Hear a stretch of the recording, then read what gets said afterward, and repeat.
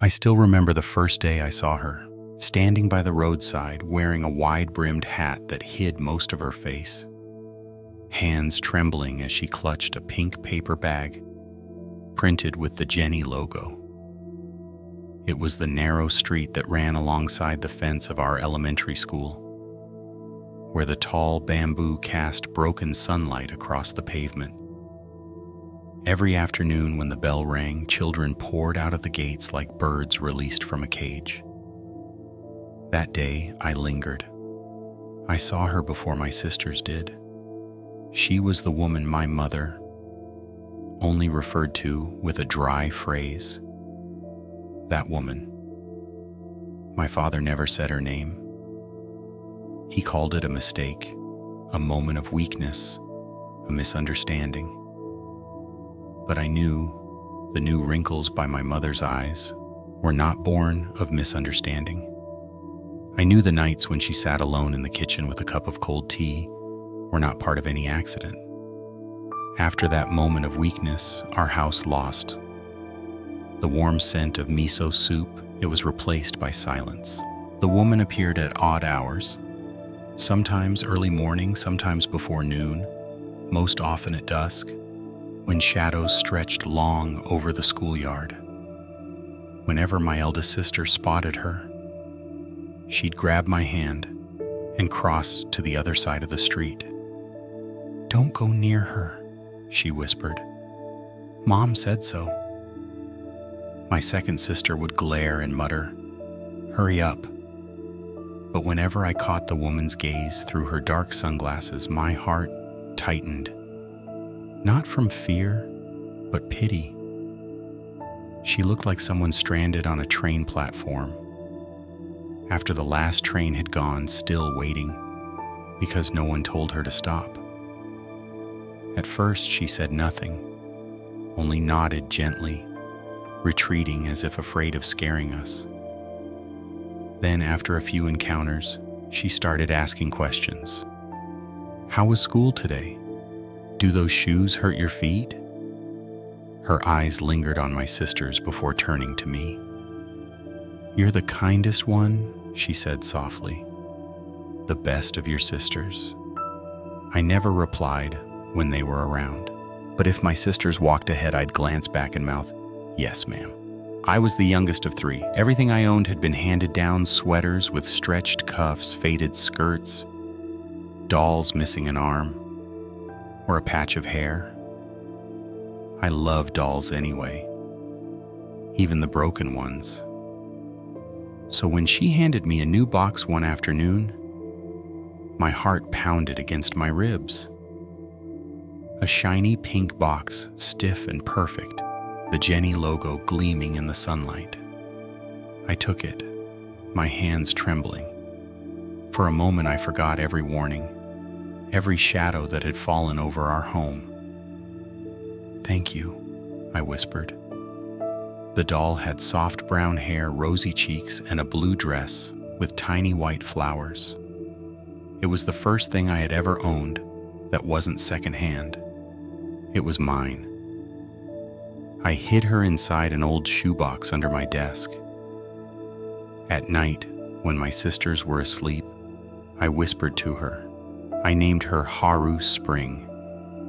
I thought if she carried the name of a warm season, she would never grow cold. A few days later, the woman waited again near the newspaper stand this time. She handed me another bag, hair clips, red plastic shoes, and a thick Jenny catalog. "Don't tell anyone," she said, her voice almost pleading. "You're the only one who understands me." I nodded, believing I was protecting her from loneliness, sheltering a flickering candle from the wind. But the gifts grew larger. A Jenny hair salon, set complete with a miniature chair and pretend blow dryer. A Jenny playhouse, 2 stories tall, with a tiny kitchen printed on the inside walls. 7 more dolls, each with a different outfit. I couldn't hide them all. I stashed them under the mattress in the closet between school books. The guilt made my stomach ache. I began taking longer routes to school down a dirt road past rusted bicycles. At first I could hear her heels tapping behind me, then fading, then gone. Eventually she disappeared. I thought I'd woken from a fever dream. Until that morning. It was early autumn with pale sunlight and the air crisp enough to sting the nose. I decided to take the old route again, the short one. And there she was, standing perfectly still beneath the same tree as if the months had not passed, but she was different now. Gone was the warmth, the nervous smile. Her posture was rigid, her skin as pale as theater powder, her lips a thin drawn line. 2 large overnight bags rested beside her feet. From one, a rectangular box poked out, instantly recognizable. "I have to go far away," she said evenly. "Please accept this as a parting gift." She pulled out the box and held it toward me. I knew that box anywhere. But this one was black and silver, a limited edition. Jenny classic black hair, long jet black hair, porcelain skin, slightly slanted eyes. A rare model. None of my classmates had one. My sister's warnings echoed in my head, but before I realized it, my hand had already reached out. The box was heavier than the others. "Thank you," I murmured and fled toward the school gates. In class, my friends swarmed me the moment they saw it. "Let me see. Is that real? Where did you get it?" I hugged the box tight, about to lie. My cousin sent it when a rough hand snatched it away. A chubby boy. The class bully laughed and tore at the packaging. "Hey, stop!" I shouted, but my voice vanished under the others' excited cries. He ripped the tape, yanked the doll's head free with a loud pop. The class gasped.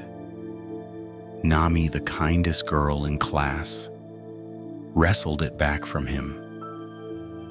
When she handed it to me, I saw something wrong. From under the doll's chin, tufts of black hair jutted out like tangled threads. I thought it was just loose fibers, glued in the wrong place. Nami frowned and pinched a strand. She tugged gently. A thick curl slid out, followed by several long strands that spilled onto the desk. We stared breathless. The hair kept coming. From inside the hollow head, dark strands unraveled, sticky and limp. Someone whispered, "What is that?" Then a girl wearing glasses gasped. "There's blood, look." Tiny dark clots clung to the roots of the hair, brownish red, half-dried. The smell hit me first, metallic, faint, but real. "This is real hair," someone said, voice trembling. She pulled it out of her head. I dropped the doll. Its head hit the floor and rolled, once perfectly smooth plastic gleaming under the lights, while the real hair lay sprawled across the desk like seaweed. Screams erupted, high, shrill, endless. Even the boy who broke it turned pale, frozen. The teacher ran in face white, shouting for everyone to calm down. But we couldn't. The screaming spread through the hall like fire. The rest of the day was canceled. We were herded into the auditorium. The principal stood on the stage, voice firm but shaking. She reminded us never to accept gifts from strangers, never to take shortcuts, always to tell adults. I sat in the front row, fingers clenched around my skirt until the knuckles went white. I kept seeing the black strands coiled on the desk, hearing the faint sound of hair sliding free. My parents were called in. Father wore a pressed shirt smelling of aftershave. Mother's lips were pressed into a line. The teachers used words like dangerous, unstable individual, avoid contact. No one said her name. No one said your father's ex-lover. Mother's eyes were full of worry and fury all at once. You promise, she said, voice rough. You'll never take anything from strangers again. I promise. And you'll be careful of perverts, the vice principal added. I'll be careful. I repeated the words heavy and sour in my mouth. That night I lay awake staring at the dark ceiling. I could still smell that faint metallic scent. I thought of Haru, the first doll she'd given me, hidden under the desk. I sat up, pulled the box out, and held the doll. For a moment, I wanted to throw it away to banish every trace of her from my life, but instead I hugged it close. It's not your fault, I whispered. It's not your fault. After that, the woman vanished completely. No one saw her again. No more gifts. No more footsteps behind me. I walked the same road to school pretending everything was normal.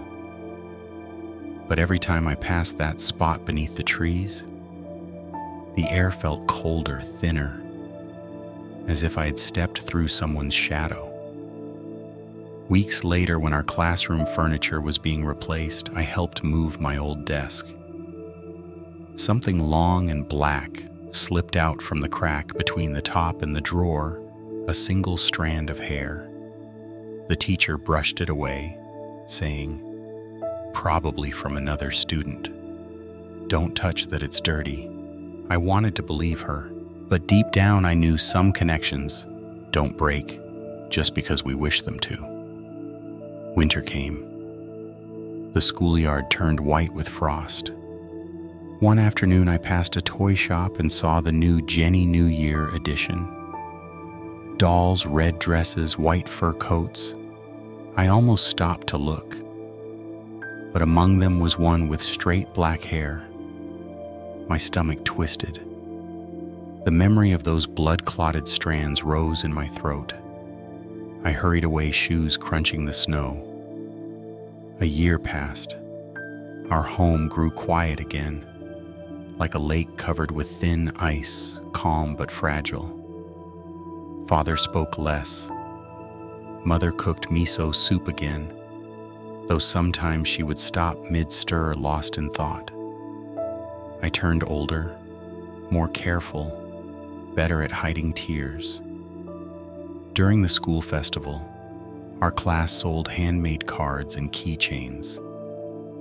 Next to our booth was a charity table selling donated toys to raise money for books. On the shelf sat an old Jenny doll, hair-brown dress, floral, holding a tiny cat. I paused. The librarian smiled. "You like her? She was donated by someone who moved overseas. I didn't touch it. I just looked. Somewhere behind me, faint but clear, I thought I heard the tap of high heels. When I turned, there were only children running by. That night I dreamed. The road, the tree, the fading light. She was standing there, no hat, no sunglasses, no bags, just her face blurred by sunlight. "Thank you," she said softly, "for talking to me." That's all I ever wanted. I tried to answer, to say I was sorry, that I understood her loneliness, but no words came. She smiled gently finally and turned away into the light. I woke with a damp pillow. I took Haru out of her box, stroked her smooth plastic hair, neat and even. If hair carried a soul, whose soul had I carried all those months? I had no answer. But since then, whenever I see a new Jenny doll with black hair, my chest tightens. I don't hate dolls. I hate how fragile kindness can become, how easily something pure turns into a blade. Years later, in another city, I walked past a vintage toy shop. On a dusty shelf sat a nameless doll with short black hair. I told myself it's just plastic, yet my spine went cold. I realized that the things that haunt us in childhood don't vanish, they wait quietly, reminding us of boundaries, of doors, better left closed, of gifts, better left unaccepted. And that pity without boundaries can be a bridge leading straight into darkness. Sometimes on quiet afternoons, I still hear the faint echo of high heels and the rustle of a paper bag. Someone calls me the good girl. I never look back. I keep walking, hands clasped together, crossing at the green light, repeating the promise I once made before my parents and teachers, that I would never accept gifts from strangers, not because all strangers are bad, but because some in their sorrow offer pieces of themselves that no child should ever hold. I still have Haru, the first doll. I don't display her. I keep her in a clean box tucked away. Sometimes I open it, smooth her hair, make sure the seams are tight, like checking a mended wound. I never touch another black-haired Jenny again. But if I ever come across one, I bow slightly. A quiet greeting to the woman who once stood by the roadside with 2 heavy bags and a thin, trembling smile. A farewell to the tenderness that curdled into horror. Then I walk on, knowing that some stories are not meant to be forgotten, only learned from, and that surviving them is in itself a kind of prayer.